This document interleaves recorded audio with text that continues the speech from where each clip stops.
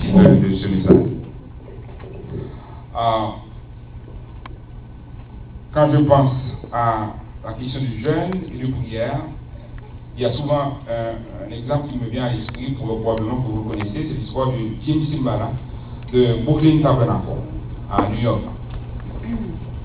Eh bien, Jim Cymbala, si vous connaissez son histoire, c'est un homme où son beau-père était pasteur de l'église qui était en défaillance. Et à un moment donné, probablement on doit ajuster la lumière, l'intensité de la lumière en arrière, s'il vous plaît. Et Jim Cymbala est arrivé où son beau-père lui a demandé de prendre charge de l'église Brooklyn Tabernacle. À cette époque-là, il y avait 20 personnes. 20 personnes à l'église. Et comme vous pouvez voir, il y en avait 20. Et l'église Brooklyn Tabernacle ressemblait à cette vieille maison. Et puis un jour, pasteur Cymbala était en train de prier. Puis qu'est-ce qui est arrivé? Il y a un des bancs qui s'est écrasé en pleine assemblée. Tout le monde riait. Il y a des gens qui étaient à terre. Et puis c'était quasiment le désespoir. Il n'y avait presque pas de possibilité de voir l'avenir pour cette église. Et bien un jour, le pasteur a senti qu'il était arrivé au bout de ses forces, de ses habilités. Et puis, il prêchait, puis il s'est arrêté au milieu de sa prédication. Puis il dit, Seigneur, je ne peux plus. Si tu ne viens pas pour faire quelque chose, eh bien on est fini, cette église va fermer ses portes et puis ça va être la fin. Et puis à ce moment, il commençait à intercéder. Il y a des gens qui sont venus vers lui pour l'aider dans la prière. Et pour faire une longue histoire devenir courte, eh bien, c'était un point tournant dans la vie de cette église Brooklyn Tabernacle. Et après 25 ans d'histoire, l'église est passée de 20 personnes à 6 000. 20 personnes à 6 000. Et il y a des gens qui voyagent partout dans le monde pour aller visiter cette église à New York. Et ils ont une chorale qui est très reconnue dans le monde, Brooklyn Tabernacle Choir. Et aujourd'hui, cette église grandit et le Seigneur l'utilise d'une façon merveilleuse. Et une part de cette histoire, c'est qu'il y a eu des Haïtiens qui étaient à New York, qui sont venus à New York, et puis qui se sont fait membres à l'église, qui ont joint cette église, Brooklyn Tabernacle. Et puis, il y a une femme qui s'appelle Andrea Bonita Afriani. Elle est devenue membre de cette église, et puis pendant qu'elle était là dans l'assemblée, le Seigneur a touché son cœur pour qu'elle retourne en Haïti. Elle est retournée, elle a commencé une œuvre, et comme vous pouvez voir, il y a 400 personnes qui ont accepté le Seigneur, et puis il y a un prêtre Baudot et 8 mormons qui ont pris position pour Christ. Et il y a une autre femme à cette église, Elsie Lérisson, qui a grandi en Haïti, et puis la même histoire s'est arrivée.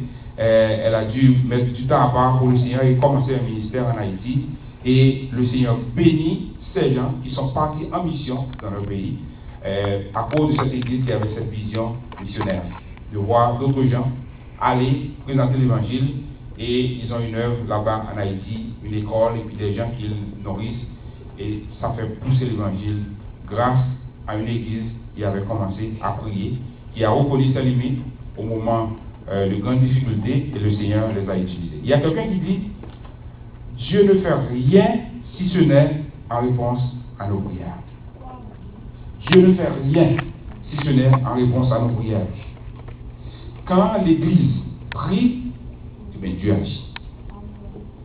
Une Église victorieuse, c'est une Église qui est toujours en prière. Et Dieu écoute la prière de ses enfants. Donc cette semaine pour nous, c'est une semaine de prière, et de jeûne et de prière. Une semaine où on va consacrer du temps. On va peut-être fermer la télévision, laisser tomber quelques émissions pour pouvoir se consacrer dans la prière parce qu'on en a besoin.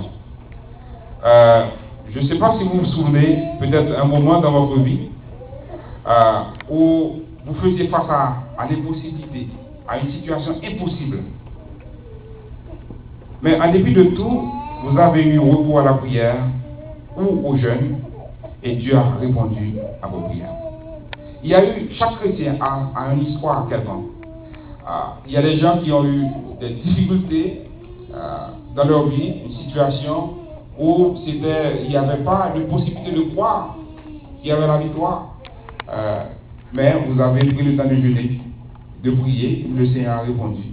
Et vous voici ici avec une histoire. Je n'ai pas le temps pour vous raconter d'autres histoires parce que le temps nous fait déjà défaut. Mais j'aurais pu, si j'avais le temps, vous raconter des histoires où, dans le jeûne et la prière, comment j'ai vu la puissance de Dieu agir. Dans toute l'histoire de l'humanité, Dieu ne se montre jamais indifférent aux prières de ses enfants ou à son Église. Moi, c'est ce qui me réconforte. Dans toute l'histoire, si vous connaissez l'histoire de l'Église, vous allez voir les gens qui prient. C'est les gens qui ont vu la puissance de Dieu à l'œuvre. Peut-être vous connaissez George Muller, un homme qui a vécu en Angleterre, qui a vu la puissance de Dieu à l'œuvre dans son orphelinat qu'il avait instauré pour prendre soin des enfants abandonnés dans le pays. Et Dieu a pourvu d'une façon merveilleuse. Et l'histoire de Néhémie en est un exemple que nous allons considérer ce matin, qui nous rappelle aussi que quand les serviteurs de Dieu prient, le Seigneur il écoute, il agit, il fait des choses extraordinaires. Donc je vous invite à regarder Néhémie. On va lire ensemble, on va aller vite aujourd'hui, parce qu'on a commencé en retard, on a tout sur l'écran. La Bible nous dit dans Néhémie, chapitre 1er, verset 1 à 11, récit de Néhémie, fils d'Achaïa, la 20e année où Artaxerxès est roi de Perse. Et pendant le mois de Kislev, moi, Néhémie, j'habite dans la citadelle de Suse. Un de mes frères juifs, Anani, arrive de la province de Juda avec quelques hommes. Je leur pose des questions sur les Juifs restés en vie après la déportation et sur la ville de Jérusalem. Ils me répondent, les anciens exilés habitent dans la province de Juda, mais ils vivent dans une grande misère et dans la honte. Il y a des trous dans le mur qui entoure Jérusalem et les portes de la ville ont été brûlées. En entendant ces paroles, je m'assois et je pleure. Pendant plusieurs jours, je reste dans une profonde tristesse et je jeûne. Je me mets à prier le Dieu qui est au ciel. Et je lui dis, ah Seigneur, Dieu qui est au ciel, Dieu grand et terrible, tu gardes ton alliance avec ceux qui obéissent à tes commandements, tu restes fidèle à ceux qui t'aiment. Écoute-moi attentivement et tourne tes yeux vers moi. Écoute maintenant la prière que je t'adresse, moi ton serviteur. Jour et nuit, je suis en prière devant toi pour nous, les Israélites, tes serviteurs. Je reconnais les péchés que nous avons commis envers toi. Oui, moi et mes ancêtres, nous avons péché.